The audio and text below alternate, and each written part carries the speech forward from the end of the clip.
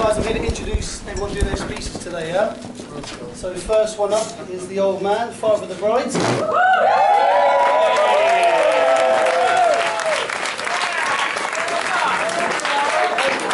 A few tears, yeah? So, over to you, old man. For a few snores. Right, I've got my speech prepared because I don't do public speaking. Yes, it's cracking already. I'm going to put my glasses on for this, so bear with me. But before I start, I'd like to say how great my daughter looks today. I was really taken when I went in and saw Sophie, and I went into the room and I thought, God, she looks fantastic. I was really taken aback, and also by the bridesmaid. How gorgeous and wonderful and everything.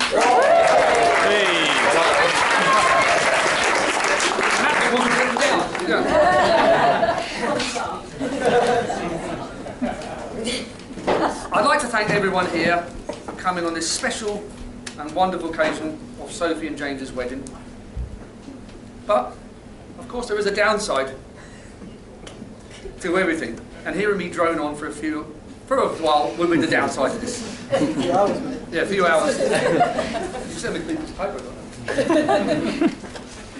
Sophie did ask me to watch my P's and Q's. But as I told her, my P's and Q's are great. It's my F's and B's you've got to be looking at. That's the trick. I'd like to thank the organisers of Heron Farm for making such a special and memorable occasion for everyone. The meal, the way they've laid it on, the professionalism, and I'd like to give them a round of applause for it.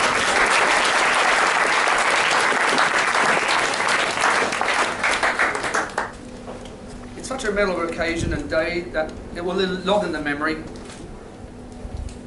and that's what memories are made for. And for me, they will last forever. But I'd like to make a special thank you to my sister-in-law Rosie, who helped Sophie right from the start with the venue, the dress, the flowers and everything. She's got a lot of effort and work into it from start to finish, and I really appreciate what she's done. So if you can give Rosie.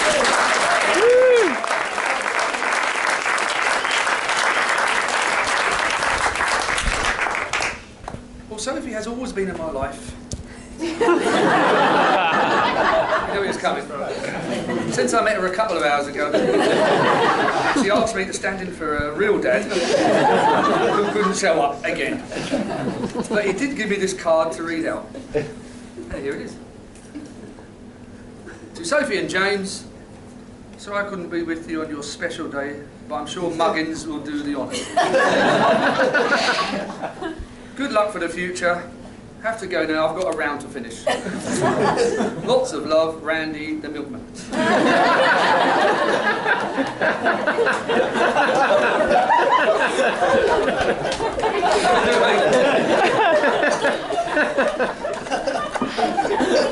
But ever since she was a young girl, Sophie had me figured out and wrapped around her finger. She would get away with stuff that she shouldn't have done. Doing things her way, a very strong-willed young madam. Except, of course, for mornings, which, as we all know, Sophie doesn't do. Just as well, the wedding was scheduled for the afternoon, or it wouldn't have got off the ground at all. Years ago, the biggest argument in our house was who's going to wake up Sophie for school in the morning. Some people have financial issues. Some people have health issues. Some people have housing problems. We had waking up Sophie issues that even I and Mike Tyson would have backed out of that challenge. My wife would say, "Oh, it's your turn." "No, I did it yesterday." "No, you did it last week." "Well, I did it 3 days ago." Until one day it came to a head. And this is why I put this down. I don't need most notes for this. There was one day Sophie didn't want to get out of bed. We had a massive round, managed to get her uniform on, got her downstairs, so said, "Right, so you're going to have some breakfast. You're going to have some toast, and you're going to have some orange juice." And she was looking at me, "No, I'm not having it." Anyway, got into the kitchen. I go to the back of the go, so look, it's all there, it's all ready for her. I walked to the other end of the kitchen. As I turned round, Sophie's got the plate in her hand with the toast. She's looking at me like that. I said, "Sophie, what are you doing?" "I like a pancake." She went, she slicked it. No, look. I said, what are you doing? And before I could do anything, she got her hand up. And she said, talk to the face. Or was it talk to the hand? I know it was one of them. But that wasn't the only thing. I was just standing there shocked. But the worst thing was when she did it, she did this little grin. It was this little smirk. But then I think you realised with Sophie, she dawned on it, she said, the kettle's there. He's there, but there's steam coming out of his ears. And she ran upstairs, locked herself in the room. I chased her upstairs, but she wasn't too bad after that, I have to admit. Then, as you get to those scary teenage years, life throws other dilemmas your way. I remember the first time she said she was going out with the girls. Well, I said, I hope it's not with Maxine, Fern, Tanya, or Emma. Because if you go out with that lot, you'll never come back alive. Yes, she said, it's with all of them. And we're going to have 3 bottles of wine each before we go out. And you're picking us up. Or you get the other saying when they get older. Where are you going tonight? Out. Yes, but where? Well, just out. You what? Wait till know. When you have kids, you'll find out what you're meant to do with that answer. Then, of course, there was the uni years. She decided I'm going to Liverpool. I thought, why? That's up north. You're from the south. You will die in 2 minutes. Of course, that was my own stupid, ignorant prejudice. Turned out to be the best decision she ever made. Got to make lots of friends, and quite a few of them are here today. And of course, where she met James. I remember telling me she really liked this chap she had met, and it was a really nice and studied medicine. Pardon me, I'm right, sorry. But there was one slight problem. He was a Watford fan. I said, that's all right, someone's got to be a Watford fan. I said, it could be worse, it could be a Chelsea fan. Or it could be from the dark side, a Luton fan. I thought that might get her. But getting to know James has been a real pleasure. I couldn't wish for a better son-in-law. If I had to write down the ideal husband for my daughter to marry, it wouldn't come close to how good James is as a person. I'm honoured for him to be marrying Sophie and becoming part of the family. It's also been an honour to get to know James's family, John, Ruth and Tom, who, by the way, graduated yesterday. So a round of applause for them.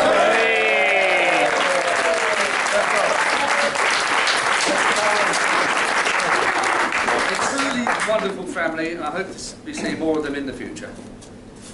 But to Sophie, just to thank you for being such a wonderful daughter. I'm truly blessed to have 2 wonderful children, Simon and Sophie. We've always been a close unit, and they not only look out for me, but others around them. Sophie, I know your true quality of being strong, independent, hard-working, but your caring and compassionate side, helping and advising others when they need it. As a family, we've had some great times, memorable holidays, lots of laughs along the way, but we've also had our fair share of sad times. And I know if your mom was here now, she'd be very proud of you and what you've achieved in life. I want to thank you from the bottom of my heart for being such a wonderful daughter and for what you've done. And what you've done for the years for me. And I'd like to tell you and everyone here that I'm the luckiest and proudest man in the world. Not just today, but every day.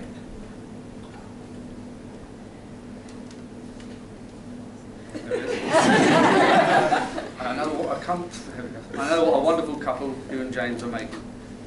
Thank you for being a part of my life. And I'd like to raise a glass, sit down, raise a toast to James and Sophie. James and Sophie. Cards. I didn't put them in the tray because they're special people. And I don't know who they're from, but we're just gonna just a few cards. If you just bear with me. just bear with me. So I'm on a roll here. Right. This one is from a Teresa in Westminster. We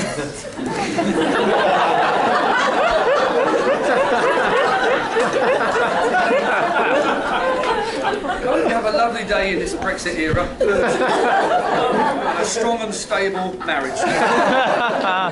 Strong and stable, strong and stable, strong and stable.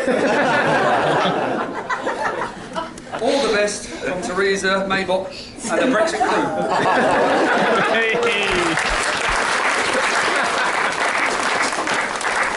There's another one here all the way from America.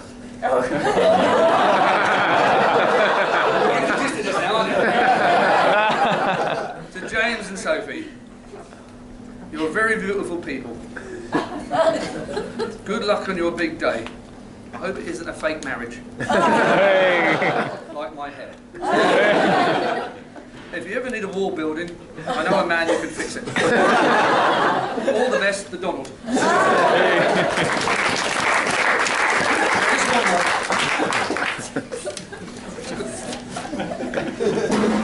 And the lottery winner is now. To James and Sophie, okay, yeah. We thought we bagged the Society Wedding of the Year, but I see we evidently haven't. Good luck on your big day, Pippa and rich husband.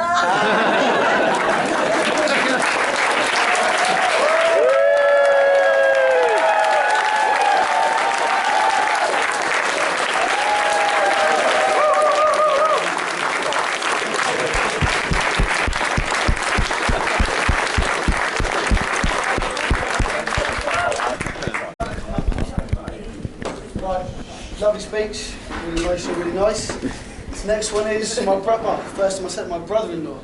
First time I said that. I don't know his actual name. I was introduced him as Parry. Parry, it's time for your speech. So please tell me your first name as well. Parry.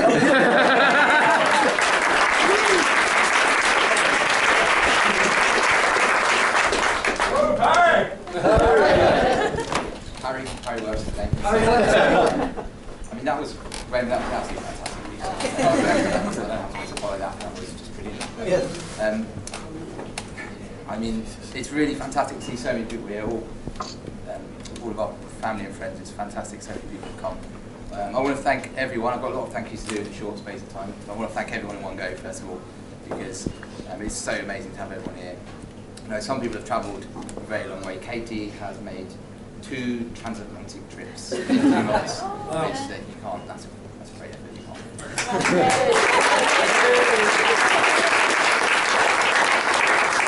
This is Dr. and Mrs. Hicks. They come over from Florida. They took the brave decision to move into our house for a week. Actually, stress level's been high, but they've been okay. And Christina, you've done so much to help with a lot of things, so thank you. Jess, you will all see there's little things of gin in front of you, and we have Jess to thank for that. Her and Sophie have made it.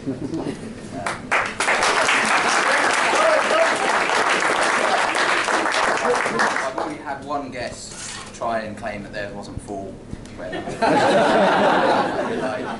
probably a good sign that people don't like it. They drunk it. I want to make a special thank you to Sophie's Auntie Rosie, and also cousin Emma and Sam. When you're planning a wedding, you expect certain things to be stressful. One of these sort of unexpected stressful things turned out to be the invitations. We had many discussions about what invitations were. Didn't think it would be such a big deal. And actually, if it wasn't for Sophie's Auntie Rosie just stepping in and saying, we need invitations, we probably would be still trying to argue about this. So thank you guys for doing invitations. And we actually do have a little thank you for you as well. So, there you go.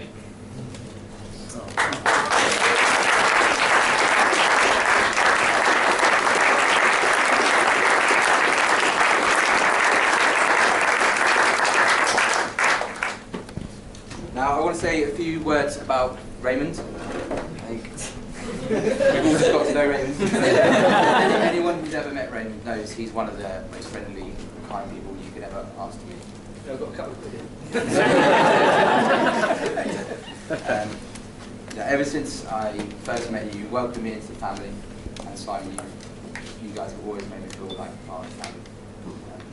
And you've always made me feel at home in your house, and it's a real pleasure to be marrying your daughter.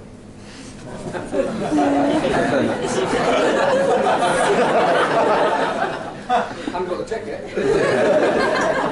Raymond's he's one of the happiest people. He's always got a smile on his face, he's always got a funny story to tell. And you know, as you've all just heard, he is hilarious. I don't know how else to follow his speech. One of the great things about Raymond is whenever we do have slight disagreements, Raymond has a tendency to come down somewhat on my side. That goes to the extent that even when it's completely ridiculous. For example, I managed to get stuck in Birmingham one time, and so we had to drive to come and get me. And Raymond said that, you know, you've got to carry off these things aren't always his fault. I didn't have a defence, so I came up with that one. So.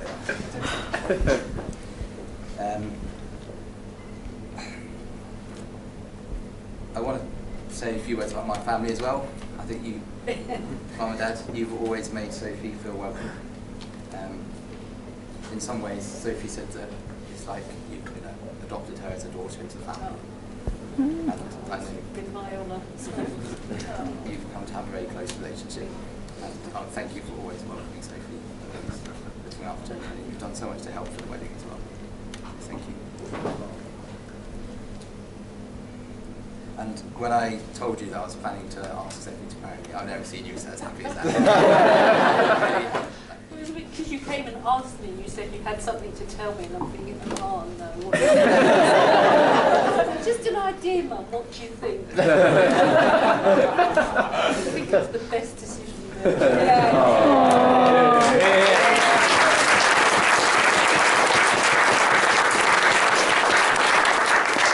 Whenever I come home now, and if Sophie doesn't come with me, all it is just where Sophie is.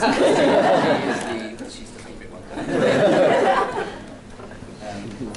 Bridesmaids, where are the bridesmaids? Yeah. Thank you for being bridesmaids. You all look beautiful, you've all done fantastically. And you've all helped keep Sophie sane during the stress of organising a wedding. Taking her to see cats was a good thing. That always helps to relieve the stress. Yeah, hold on. I've gone slightly wrong. I've gone past the bit where I was supposed to give you a present.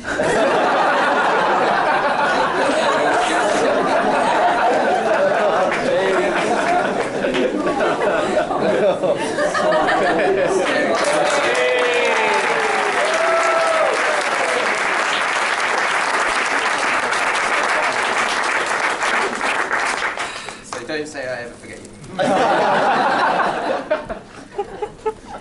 Best men, Tom, Sean, you did a fantastic job of organising the stag. Yes. Slightly concerned, but we're probably going to hear more about that soon. And before we went on the stag, I had worked this speech out, and I knew roughly what I was going to say. I had it all in my head. Came back, gone.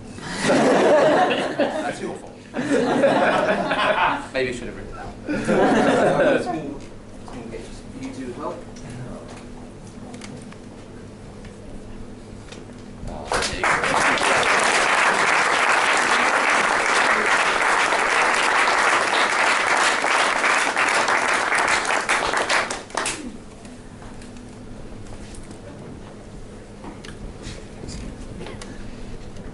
Okay, Sophie, thank you for everything you've done to make today possible. You've worked so hard, 2 years organising this day, and it really means a lot to me how much you've done. Thank you for putting up with so much from me. You put up with me working such long hours. You put up with the stress of work. You always make me feel better when I come. You put up with the stress of me having to do exams and the stress of having job interviews and not knowing what I'm going to do through everything. You're always rooting for me, and it means so much to me how much you've supported me. I have been to so many Watford games. It's ridiculous. It's all the hours that I've been watching terrible football. I should have been with you. This feels like the right time to apologise.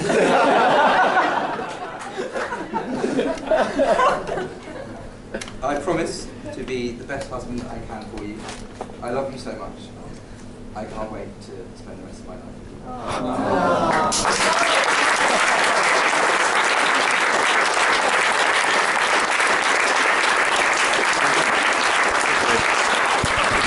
Two emotional speeches there.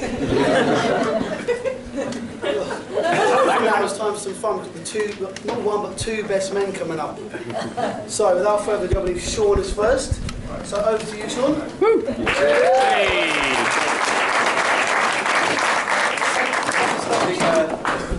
Tom and I said it's a lot easier if we stand here and actually address all of you. But firstly, Father of the Bride speech is a tradition, and it's always wonderful. It's usually very, very emotional. We've kind of been a little bit screwed over here because that was so funny. No possible way. So if we could lower expectations.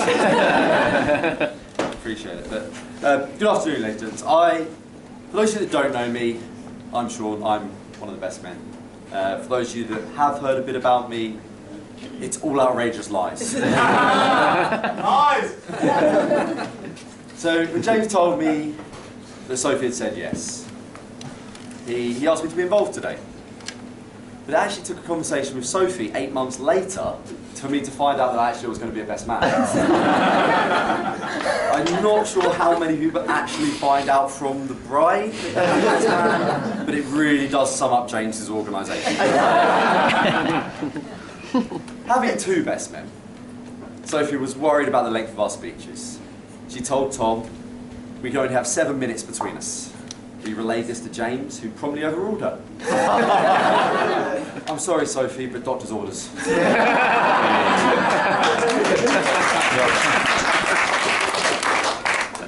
Firstly, it's traditional to thank the beautiful bridesmaid who all look radiant today. I'd love to say more, but I'm absolutely certain that Tom will do a far more eloquent and sophisticated job of thanking you than I ever could. I will say, Sophie does seem to have much more attractive friends than you, James.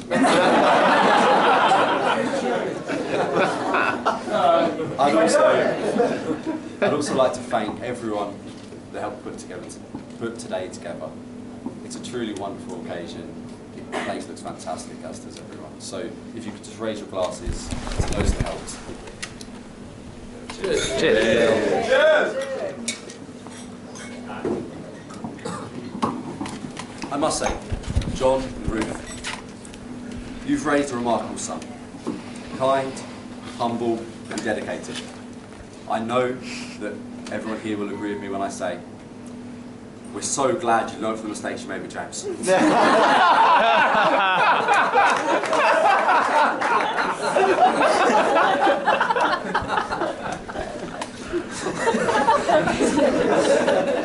James and I have had a long journey together. Fast friends 16 years ago, we've had lessons both in and out of school, shared jokes, drinks, and even a shower. Glasgow was a tough time. I think you all know that James is a doctor, and if you don't, spend 5 minutes with him, he'll tell you. What you may not know is that James isn't actually a fully functioning adult. I mean, there's been plenty of examples today alone. But he treats time as an optional extra. If you ever want to get somewhere on time, tell James it's the day before. You should never, ever let James look after anything important. He has a habit of losing things. His wallet, his keys, 2 different cars. Not true.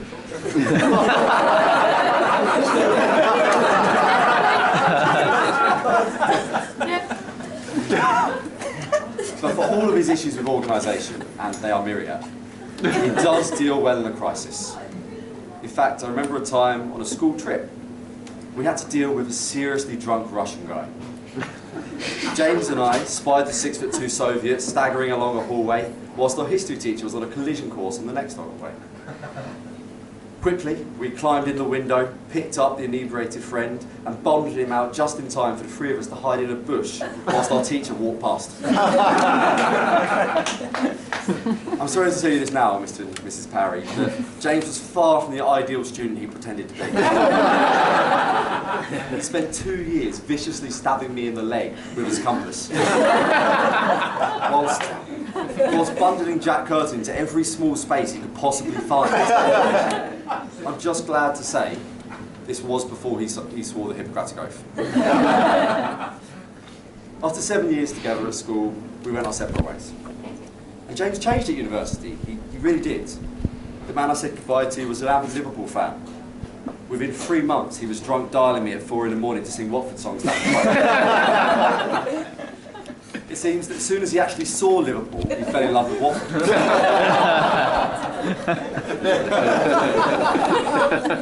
Sophie. Sophie is his second love.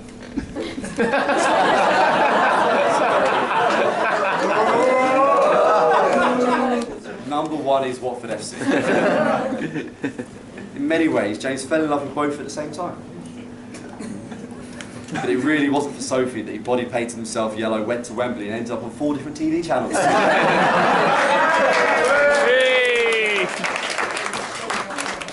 Indeed, Dr. Parry has had a few such incidents, memorably causing us to be kicked out of a bar after Watford were promoted, before hurling himself fully dressed into a pond. Though perhaps I should be thankful that he emerged with all of his clothes on, unlike on the stag do. Half of his clothes are currently floating away from Lorette de Mar. And there was a horrifying image of James walking away from the bar the rest of us were in, wearing nothing but a vest.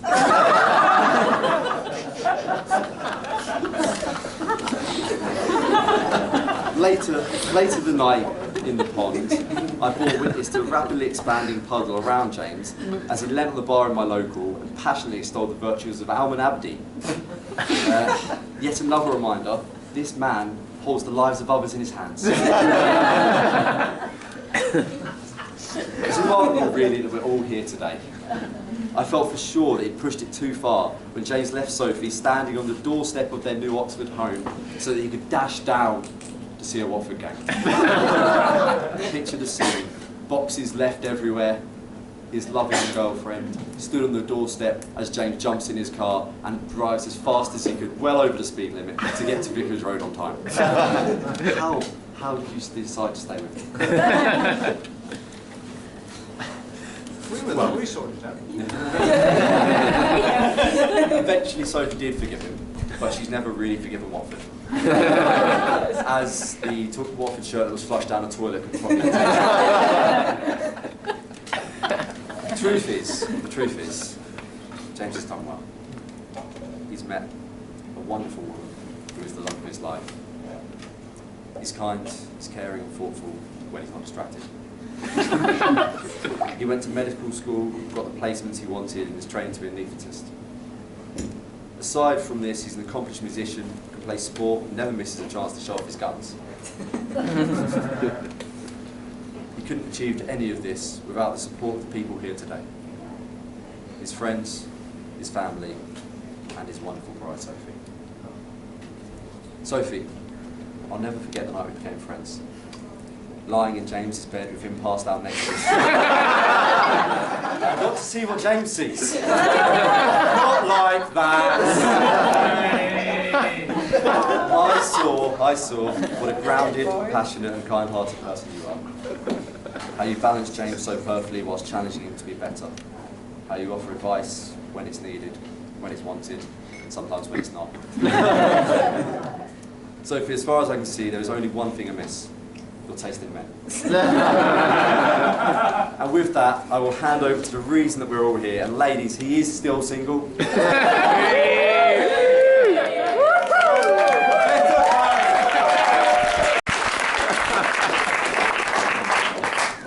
Go on, Sean. Thank you very much, Sean.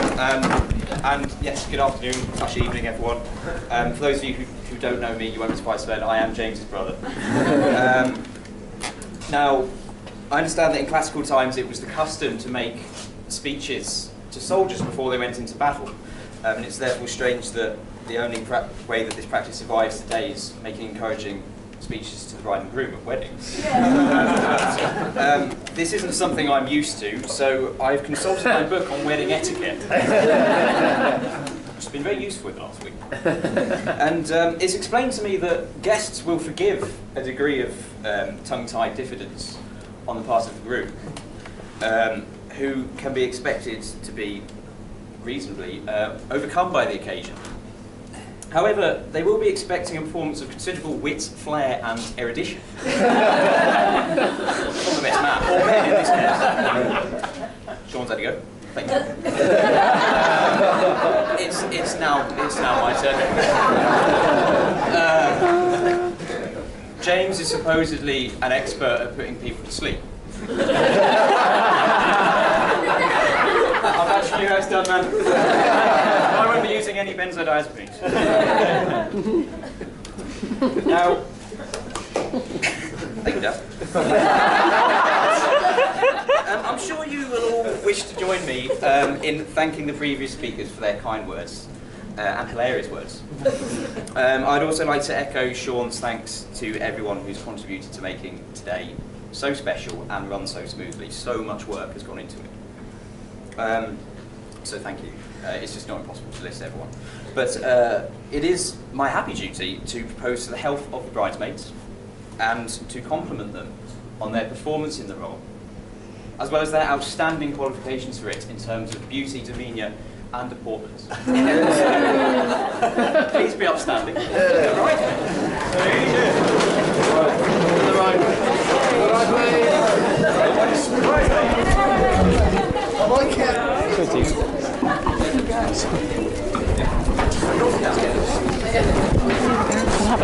I couldn't read my cover.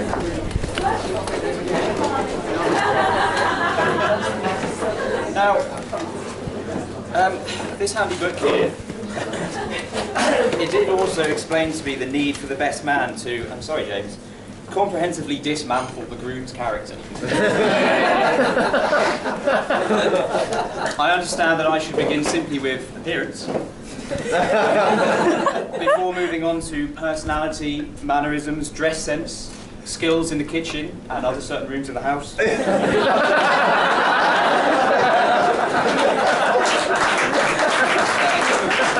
Athleticism, personal hygiene, etc. I hope you'll appreciate the difficult position I find myself in this respect, given James's exceptional generosity in providing me with material for this kind of ridicule. I fear I'd bore you all rigid if I were to cover it all, so I'll therefore have to focus on some key areas. So apologies for that. Now, James and I first met nearly 24 years ago. I don't remember it, I was quite young and slightly at the time. But I don't suppose James will either, given that our parents tell me he showed far more interest in a vending machine in a hospital corridor that dispensed Vibrina than the arrival of his new sibling. If later on, though, once he got used to me being around, if I was crying, he used to attempt to drag me through the house to Mum, who tells me she once had to rescue me from near suffocation. An early example there of the compassionate and caring nature that makes James such a fine doctor, but also the bedside manner that makes him so well suited to unconscious patients.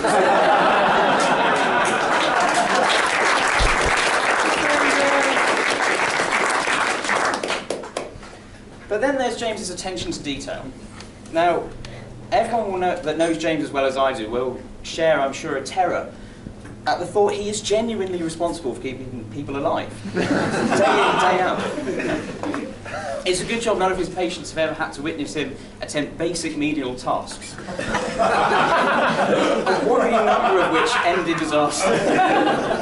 I can recall an occasion a few years ago when James kindly offered to prepare, literally just warm up the custard after a family meal. Dad will be particularly grateful because this led to him having to dismantle and clean the entire kitchen oven, as well as hoover the entire house, because all the carpets had been embedded with custard powder. Even tying the seatbelt on the flight to the stag proved a great intellectual challenge. But something that I always imagined would be required of a doctor, particularly an anaesthetist, is an ability to distinguish between different tubes and containers, different drugs and chemicals. I do therefore wonder whether I should alert the Royal Berkshire NHS of a morning 3 years ago when Sophie was awoken by cries of pain from the bathroom. She rushed in to find James hurling himself about in agony, gasping for breath and frantically washing his mouth out with water. James, it later emerged, had managed to confuse a tube of toothpaste with Sophie's Veet hair removal.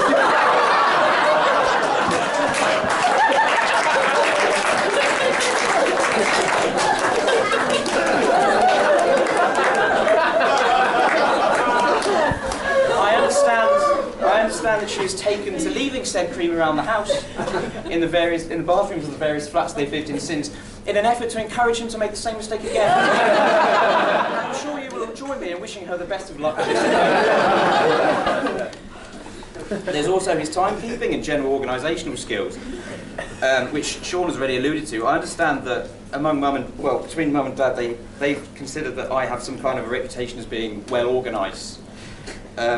I need to point out to them, and anyone else that may be under that impression, that any impression you may have about me in this sense comes not from me, but from a comparison to the groom's efforts. Set against him, it's hard not to emerge favourably. And therefore, once again, I'm suitably generous, grateful for his generosity in making no serious effort to undermine my reputation in this respect.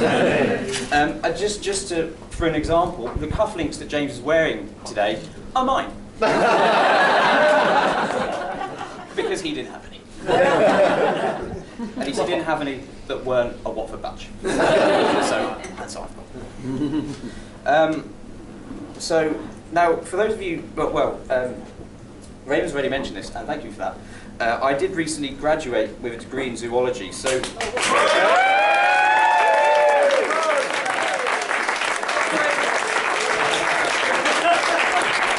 If I may, I crave your indulgence in allowing me a brief digression into the subject, and feel free to talk amongst yourself. The species Toxoplasma gondii is a parasitic alveolate with a fascinating life cycle. It lives in the digestive system of the house mouse, Mus musculus. Right? But to reproduce, it needs to live in the digestive system of the domestic cat, Felix domesticus.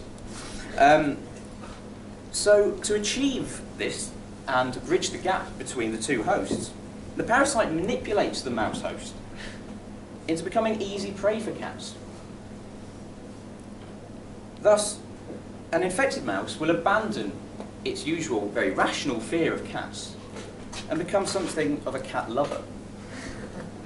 The reason I mention this is that it's recently been found that a surprising number of human beings have actually thought to be infected with this very parasite. And it's been suggested by some experts in the field that an inordinate fondness for cats results. It's an intriguing theory, some substantial evidence for which is offered by a certain person in the room. Sophie, there are no other symptoms, you're fine. But, Sophie and James, I have been given some more serious advice to offer you by Dad, John Parry here, which I would like to pass on. He's explained to me that all relationships do have their ups and downs, and for better or for worse is in the Book of Common Prayer for a real reason. So it's very important for the strength of the marital bonds that you do regularly set aside sufficient uninterrupted time for each other, to have a full, frank, honest and open discussion about some other couple's marital difficulties. Marriage was ordained so that, as the Book of Common Prayer rather quaintly puts it, those that have not the gift of chastity might avoid fornication, or also for the increase of mankind. There's no particular urgency about this second suggestion, but I'm sure I speak for everyone when I say we would all welcome a small increase in mankind if and when the bride and groom feel it's appropriate.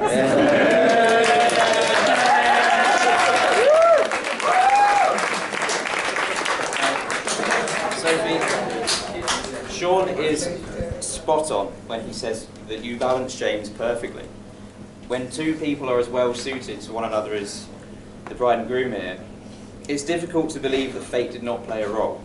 Although in this case, fate took the form of a nightclub in Liverpool called the Crazy House.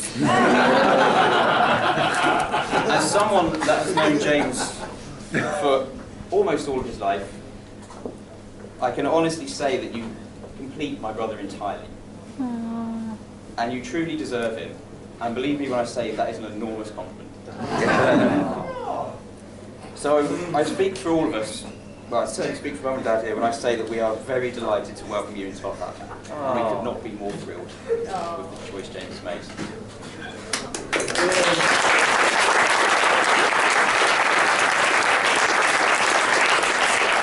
It was a great day for the Parrys and the Montagues.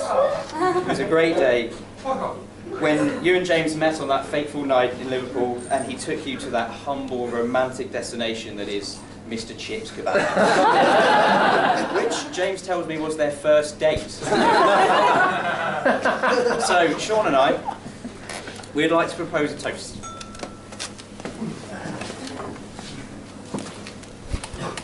To the bride and her groom.